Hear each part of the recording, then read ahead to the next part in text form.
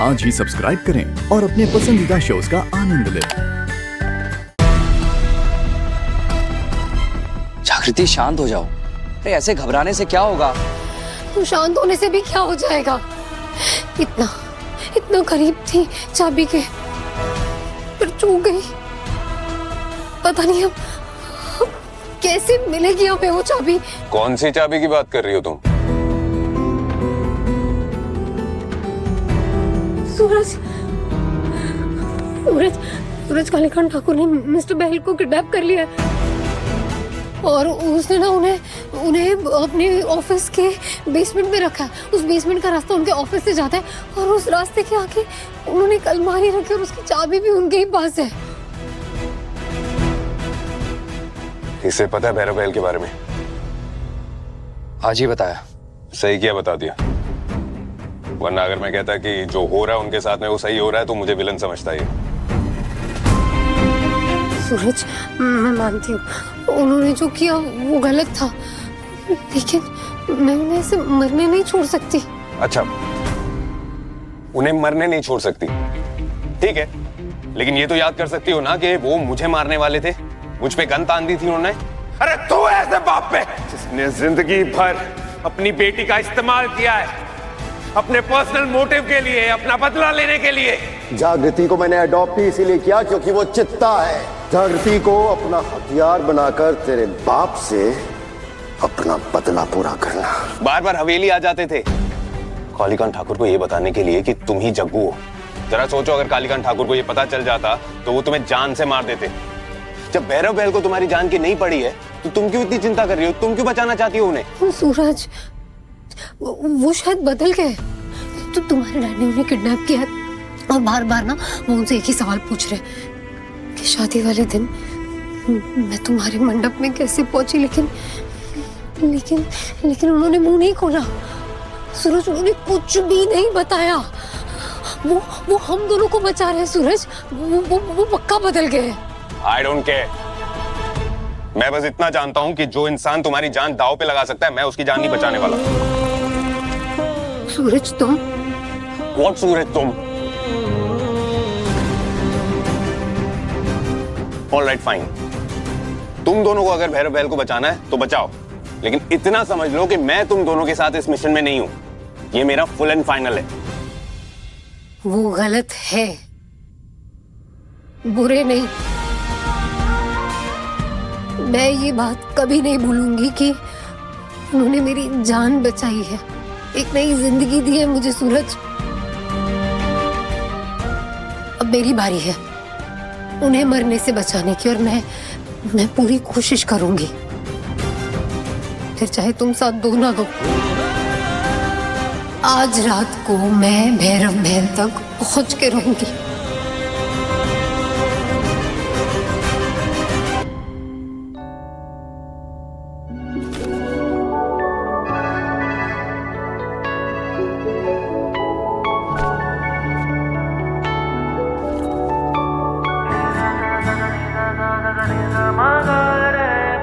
सो जागृति, शादी के बाद ये होगा हमारा रूम।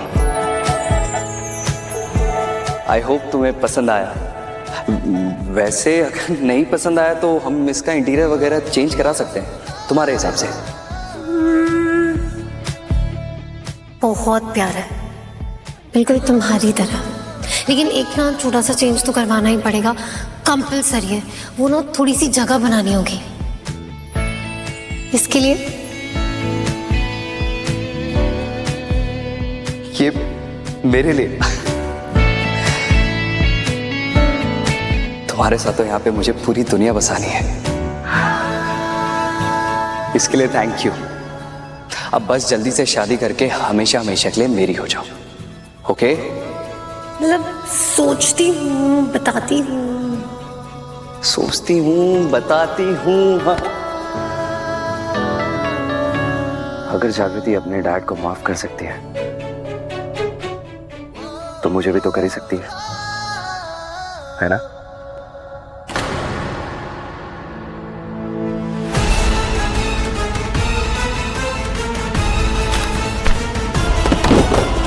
सपना, अपनी हद मत भूलो।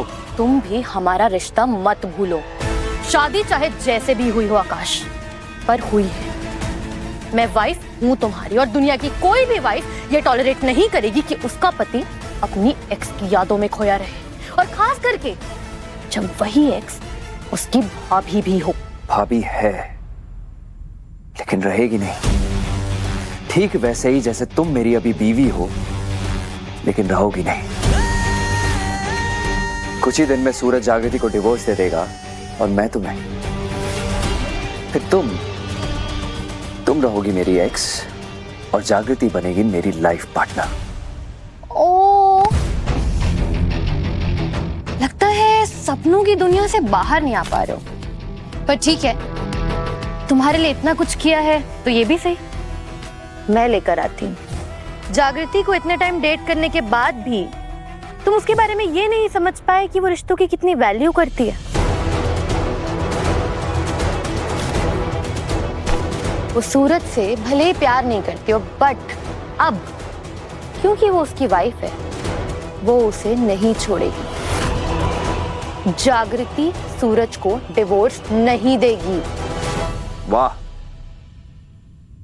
ऐसे तो तुम बहुत मॉडर्न बनती हो, लेकिन ये शादी वाले मैटर में अपनी सोच को अपडेट क्यों नहीं कर रही हो?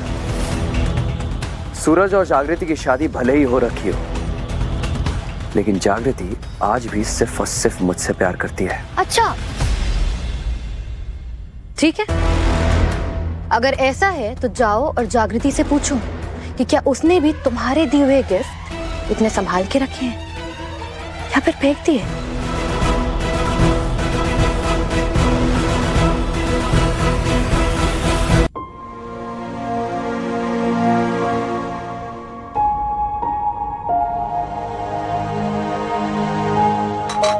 जागृति, बेटा क्या हुआ तुझे? नहीं, कुछ नहीं, सब ठीक है। वो बस ऐसे। अब तो अपनी माँ से झूठ बोलने लगी है।